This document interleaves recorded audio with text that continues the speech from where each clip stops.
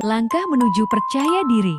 Pada saat itu, Siti duduk terdiam di kursi dekat jendela kamar, menatap foto ibunya yang tersenyum di bingkai meja. Hatinya terasa kosong. Ibunya baru saja meninggal setelah berjuang melawan sakit yang lama. Sebelum itu, ibu selalu ada untuk memberinya semangat, memberikan kata-kata penyemangat yang membuatnya merasa bisa menghadapi apapun. Tapi sekarang, ia merasa seperti kehilangan arah. Siti, kenapa ibu harus pergi? Siapa yang akan menguatkan aku sekarang? Matanya terasa panas, tapi ia menahan air mata yang ingin keluar. Di luar sana, dunia terasa seperti berjalan dengan normal. Sementara ia merasa hidupnya berhenti. Rasa takut mulai merayapi dirinya, takut gagal, takut tidak bisa menjadi siapa-siapa. Pagi itu, Siti masuk ke kelas dengan langkah berat. Saat melihat tugas yang diberikan guru, ia merasa tertekan. Dulu ia selalu bisa mengerjakannya dengan mudah, tetapi kali ini seakan otaknya terhenti. Teman-temannya tampak sibuk, berbicara dengan riang, tetapi Siti hanya bisa menunduk, merasa seolah ia berada di dunia yang berbeda. Siti, aku tidak bisa melakukan ini, aku tidak tahu harus mulai dari mana. Kalau gagal, bagaimana? Di saat itu, Siti melihat teman-temannya yang lain dengan penuh kecemasan. Ia merasa tak ada yang mengerti perasaannya. Semua orang tampak sibuk dengan urusan mereka sendiri. Sementara Siti hanya bisa terjebak dalam pikirannya yang penuh keraguan.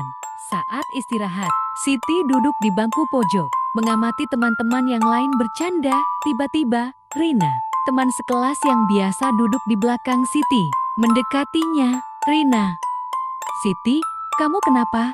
Aku lihat kamu kelihatan sedih. Dan pada saat itu Siti terkejut, tidak tahu harus berkata apa. Ia terharu dan merasa sedih mendengar kata-kata dari Rina.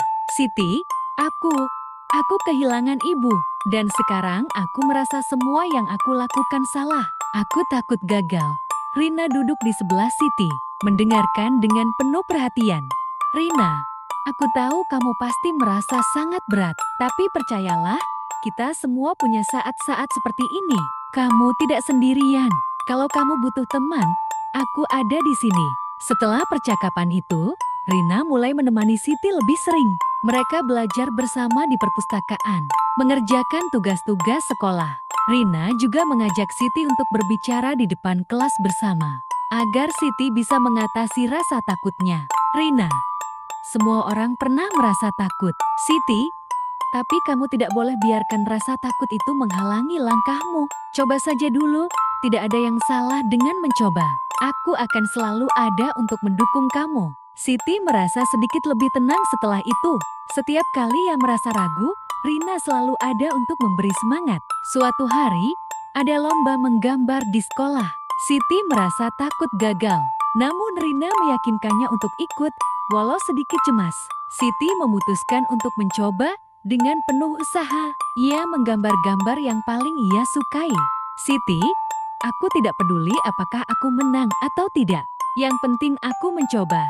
Saat ujian besar tiba, Siti merasa sangat gugup. Ia teringat pada kata-kata ibunya yang dulu selalu menenangkannya, serta dukungan Rina yang selalu membuatnya merasa tidak sendirian.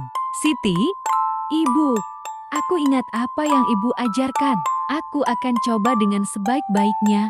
Dengan tekad, Siti mengerjakan ujian itu dengan penuh usaha. Meskipun ia tidak mendapat nilai sempurna, Siti merasa bangga karena ia sudah berani mencoba dan tidak menyerah. Beberapa minggu setelah ujian berlangsung, Siti duduk bersama Rina di taman sekolah. Ia merasa lebih ringan dan lebih percaya diri. Meskipun ibunya tidak ada, Siti tahu bahwa ia bisa terus melangkah maju. Siti, terima kasih, Rina. Tanpa kamu, aku tidak tahu apakah aku bisa melewati semua ini. Rina, kamu bisa. Siti, aku tahu kamu bisa. Saat itu Siti tersenyum, merasa lebih kuat. Ia belajar bahwa meskipun hidup bisa sangat sulit, dukungan dari teman dan kepercayaan pada diri sendiri adalah kunci untuk melewati segala rintangan.